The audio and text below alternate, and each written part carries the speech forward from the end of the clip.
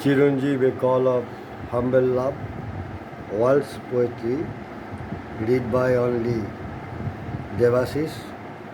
আজ আমি পড়ব মার্শাল দ্বীপপুঞ্জের কবিতা। কবি ক্যাথি জেটনিল কিটিনার। কবি, শিক্ষক, জলবায়ু কর্মী। তার কবিতা ও সাহিত্য সাধনার মূল উপজীব্য পারমাণবিক উপনিবেশ, জলবায়ু, ন্যায়, মাতৃত্ব এবং প্রবাস। তার প্রকাশিত গ্রন্থ তালিকায় আছে মার্শালিস ডটার 2017। মার্শাল দ্বীপপুঞ্জ প্রজাতন্ত্র রাজধানীর নাম মাজুরো। যুক্তরাষ্ট্রের নিকট থেকে স্বাধীনতা অর্জন করেন 1986-তে। ভাষা মার্শালিজ ও ইংরেজি। জনসংখ্যা মাত্র 50,000। 1946 থেকে 1958 সময়ে মার্কিন পারমাণবিক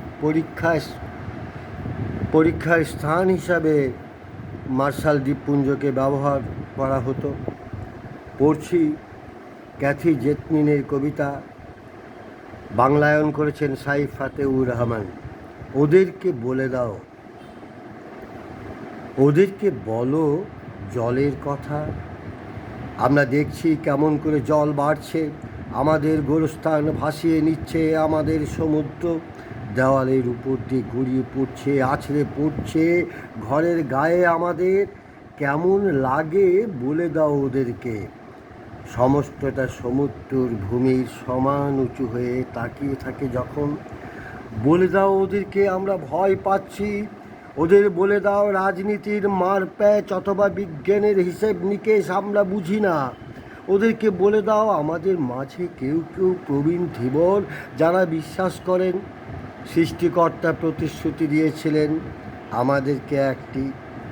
আমাদের মাঝে কেউ কেউ অধিক সন্দেহগ্রস্ত সৃষ্টিকর্তার অস্তিত্ব বিষয়ে।